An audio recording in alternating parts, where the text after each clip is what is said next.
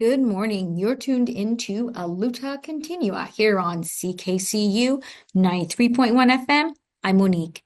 Coming up on today's program, I'll be speaking with brothers Abhish and Keero Birla about their adventure documentary Tiger Tiger that follows one of the world's most elusive species, the Bengal tiger.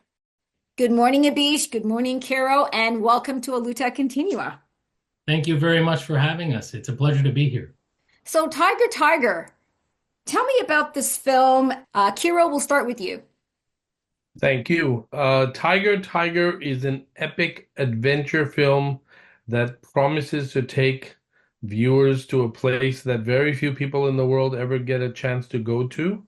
It takes viewers into the mangrove forests of India and Bangladesh. These forests are called the Sundarbans, which mean beautiful forests in Bengali. The Sundarbans is a 10,000 square kilometer area of forest and a river that traverses India and Bangladesh. And that is believed to be one of the last holdouts for wild tigers. It's a very unique environment and it's very hard to get to, much less make films in. And audiences will have a chance to travel there and come face to face with the tiger. And Abhish, tell us a little bit about yourself as well as the role you play with this film. And I should say, full disclosure, Abhish is my oldest friend. We've been friends since grade 3. So this is quite, I think, an amazing opportunity for me to get a chance to speak with him and his brother. Tell us about your role in this film. So I'm also one of the producers on the film, but the way me and my brother work is we kind of work hand in hand. We trust each other implicitly. So I was often the guy on the ground looking for tigers when Keero was here and the rest of the crew was here. We did one big shoot with Alan Rabinowitz, our lead protagonist. The film follows him through the Sundarbans. This film was made in stages because it was just technically not feasible to do it all at once. So we did one big shoot with Alan and a huge crew and a lot of gear that resulted in the very beautiful footage that the audience will get to travel with, in a sense. And then we did a few smaller shoots with smaller teams, but for much more extended periods of time. So on those smaller shoots, I was off with our directors of photography, in one case for almost a year, looking for tigers in the jungle, in Bangladesh, in India, wherever we could, doing everything we could to find them. And believe me, it's very, very, very difficult. So in those circumstances, when you're in a kind of a pure documentary small team, everyone has to pitch in and everyone does everything. So I relied on my technical background. Before I became a producer and director, I was an editor, I was a sound effects editor, I was a sound recordist, I was cameraman. So on those shoots, I was doing the sound. I was taking care of logistics. I was taking care of tracking tigers and placing camera traps in the jungle. I'd say there isn't anything I didn't do on this film, to answer your question. How does one go about tracking tigers? Very carefully and very slowly. Tigers are very difficult to see in the wild. They don't want you to see them. They can see you far and away before you even get close to them. They've already known that you're there. They've smelled you or they've seen you. They're highly skilled predators, and they can see a film crew or a camera coming a mile away. So the short answer is that it's very difficult to film tigers in the wild, and we have to be very cautious and careful in making it happen. So how did you make it happen? Well, in terms of once we were on the ground, there was about 8 months of work before we were able to get to the jungle, just in terms of putting our gear together, getting the permissions. Keero can speak to the permissions a little bit in great detail, actually. That's a whole story in itself. But once we were in the jungle, firstly, there's all kinds of rules. We're in protected national parks, and it's very, very strict in terms of what you can do. In India, you're not even allowed to leave the boat and step onto the ground because it's reserved for the animals. So that obviously presents a challenge when you're trying to film tigers. In Bangladesh, we had a little bit more liberty, but not that much. You have to get to the locations, work with the locals know the most about the area. Now, I say locals, but nobody technically lives there. There are people that are familiar with the area. So each time, it's not like the tigers are going to be there like at Granby Zoo, this is where they eat. They could be anywhere. So the locals have a good idea of where they may be, but once you're there, you have to get on the ground and start looking. You look for tracks. You look for tiger scat. After a few days of scouting and scouting and scouting and looking through the jungle, we found a path where there was a lot of tracks. And I was like, this is a great spot. This is fantastic. We're going to put 3 cameras here. And but it took 3 days to find that spot. And we put up 3 cameras, and you have to leave them for a number of days, come back and check them. If it's working, great. If it's not working, you have to keep looking, try again, try again, try again, try, fail, until you make it. Yeah, the secret ingredient is time. You don't know, even if you're set up, if a tiger is going to pass in front of the camera. And, your cameraman has to be ready and alert, and the focus has to be there. Camera has to be steady. So these things are the factors that are very hard to tell, makes it very unpredictable. The other thing, Abhish said you have to look for scat and tracks on the ground, which is all true. You also have to listen in the jungle, because wherever the tiger moves, the other wildlife react to it. So the deer will start making barking calls to each other to let them know that the tiger is nearby, because tiger is a predator for them. So in other parts, in other jungles, there's a lot of if there's a lot of monkeys, the monkeys are up on the tree, like already start making calls, warning each other of the tiger's movements. And, in some other forests that we've been to, like in Kanha National Park in India, there's an entire forest of monkeys up there. And wherever the tiger moves, the monkeys are calling out to each other saying the tiger is there.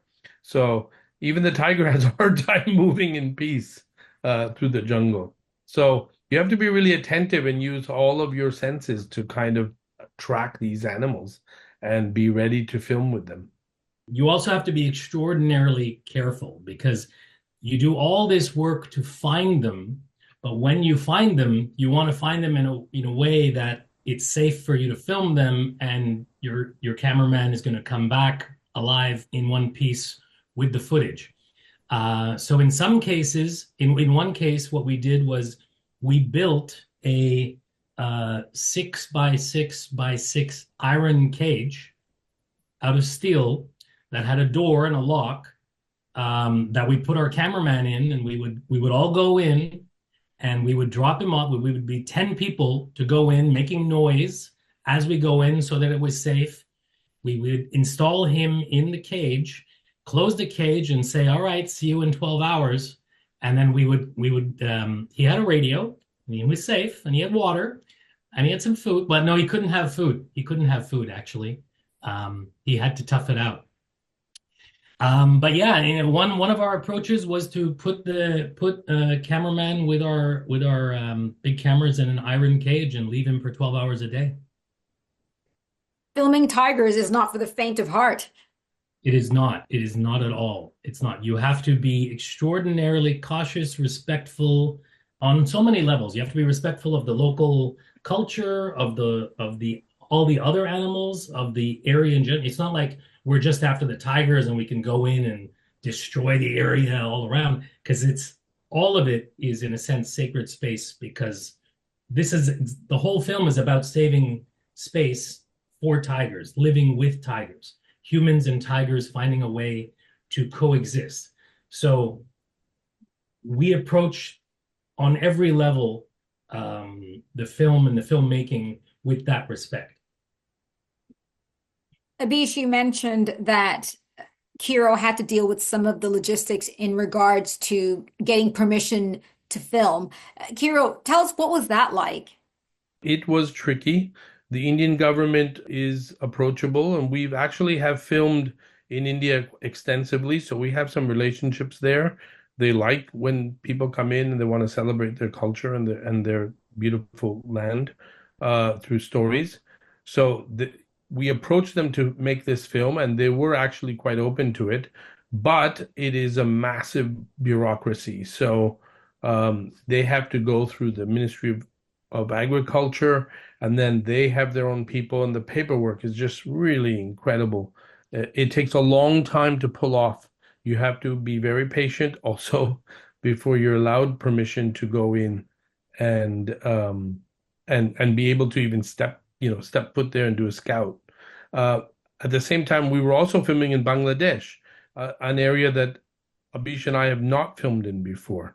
So Bangladesh, we had to kind of go there, scout, meet people in the ministry, tell them what we were doing. Again, Bangladesh is a little more of a remote nation for filmmakers. They have a little less experience hosting film crews and so forth. So there was a learning curve, I think, for us certainly to know how to approach them, make them feel comfortable. And they are also cautious about people being in the jungle, because film crews, have to respect the rules and work within local traditions and customs that Abhish just spoke about. So again, we had to go through all of their ministries. And the challenge was, in this film, we see our main character, Alan Rabinowitz, who travels basically from the Indian side of the Sundarbans into the Bangladeshi side of the Sundarbans on a boat through all the little rivulets and the passageways that cut through the mangrove forest. He doesn't, go back to the city and fly to Dhaka and then do the paperwork. His boat on camera and in real life needs to actually physically move through the border between the two nations. Just like the tiger moves between the border of the two nations freely, Alan needed to be able to do that. So for us to film that process, the whole crew with all the equipment had to do the same kind of, freedom of movement, basically have that freedom of movement, but it had to be also formal. We had to have the permission from the governments to allow us to transport equipment, people, crews, Indian crew, Indian equipment, Indian boats into the Bangladeshi side. So the paperwork to pull that off also needed both governments and all of the agencies on both sides working together, which had never been done before. So this was the first time a kind of joint project like this, let's say a private project, where they allowed a foreign film crew, made up of about 15 different nationalities, our crew, to land in India, take a boat, and then cross the Sundarbans from one side to the other and kind of do it effortlessly. And I think it was easily a year of paperwork in the work. And at the very end, even, I was on one side of the border with our crew in our boat, and we were waiting for this final paperwork to come in from the Bangladeshi side. And Abhish was in Dhaka, capital of Bangladesh, and he was at the ministry's office there. And as luck would have it, it was like Thursday night, holidays starting, everyone's about to go off. And we were basically waiting for this paper to be sent to us. And he was at the ministry's office, camped out at the final minister's office, trying to get his permission to sign off on everything that had been done. And that permission came at the very last minute, literally They say the 11th hour, it came in like that. He got the paper, he had to take a photograph of it, send it to us on a satellite phone. There's no internet or anything there, in the jungle. And we had to get it on satellite phone, transfer the file, print it out on the boat, and run to the Indian customs and say, look, we have it. That final letter had 26 ministries signing off on it. Like half the letter was the permit, the other half was just like footnote of all the ministries that have signed off. And it was shocking to see that much, we needed that much permission. That the complexity of that paperwork was what was required for us to be able to go in and film. Even after a year of work, of paperwork, of getting everything done, it still came down to the wire. My brother and the team of 60, 70 people with 10 tons of gear were waiting in the middle of the Sundarbans on an island for this piece of paper that I was negotiating for at the 11th hour, as my brother said. Yeah, that was, I mean, these are the adventures behind the scenes that nobody ever sees, but they make your heart pound when you're there and you're filming. What happens if they don't let you into the country? It's a very different culture in Asia. I think any documentary that we as viewers watch is really sort of made more powerful by the protagonist and the journey that they take us on, the world that they open up for us. Alan Rabinowitz was a zoologist, and an amazing one at that. Unfortunately, the world lost him in 2018. Can you tell us a little bit about what was it like working with him on this project? Alan was an incredible person. He was an incredible soul. I mean, he was in a way a walking contradiction. Here's a guy from Queens, New York. He's built like a kind of a bulldog, really tough. When I met him, he was a good 12 years older than me, but man, could he kick my butt if he wanted to. He was like a tank. But despite all that raw strength he had, and that sort of Queens attitude he had, he was the softest, most gentlest, and he had the biggest heart. And that's what really set him apart. It's his story, which we get into in the film. It's not just a journey. It's not just a film where we follow him on this journey. There are flashbacks to his childhood that we recreated for IMAX, for the IMAX version, which are quite spectacular. This is a gentleman who had struggles in his life. He had a stutter. He was teased by his peers. He had a stutter at a time when people thought, at that time when he was growing up, that there was something wrong with him mentally, when in fact that there's no truth to that whatsoever. But he had to overcome all those things, and he found refuge at the Bronx Zoo, at the Big Cat auditorium in the Bronx Zoo. He would go there and spend time with these cats, and it was the only place where he felt safe. He would sit with these cats and he would stare into their eyes, and he would swear that he could read their minds and they could read his minds. And after a certain point, he made a promise to them that, well, he felt that being with them gave him the courage to overcome his speech impediment, his stutter. And as he did that, he was forever grateful for the strength he felt when he was in their presence. And he made a promise to them, that he recounts in the film, that he was going to spend the rest of his life trying to help them. And that's what made him become a zoologist. This bond he had as a small child, visiting these big cats, tigers, lions at the Bronx Zoo. And he became a renowned scientist. He wrote many bestsellers. He was even on Stephen Colbert at Stephen Colbert's old show on the Comedy Channel at one point, and he told a story about his feelings for tigers And Alan Rabinowitz is a guy who made Stephen Colbert cry. You can find this on YouTube if you want. So he's this amazing, big-hearted guy in the body of this boxer, but with the mind of a brilliant scientist. I mean, how many people in the world can you say that about?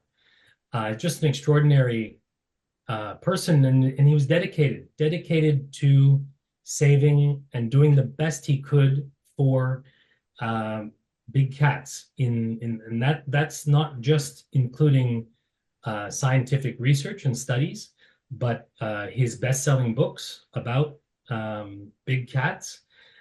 He also founded an NGO, a non-governmental organization that does a tremendous amount of good in the world called Panthera.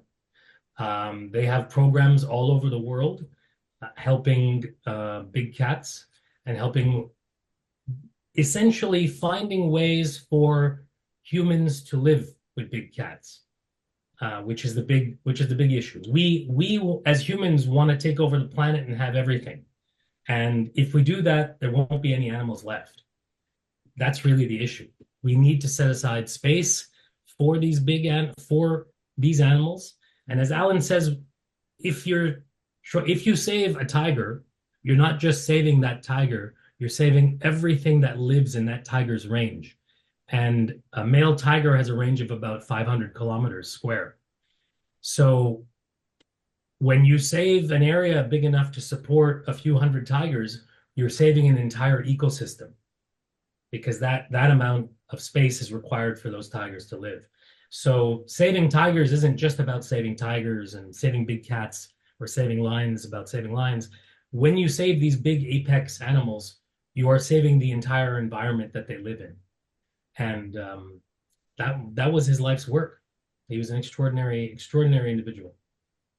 And that's the theme that we try to capture in the film by telling Alan's story and telling the reason why, as humans, we need to save tigers, not only for their sake, but actually for our own sake.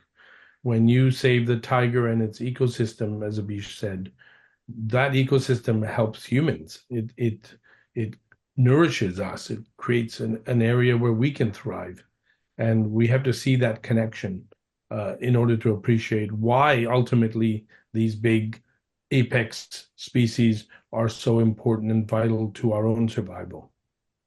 That was Abhish and Keero Birla, producers of the IMAX film Tiger, Tiger, now screening at the Canadian Museum of History.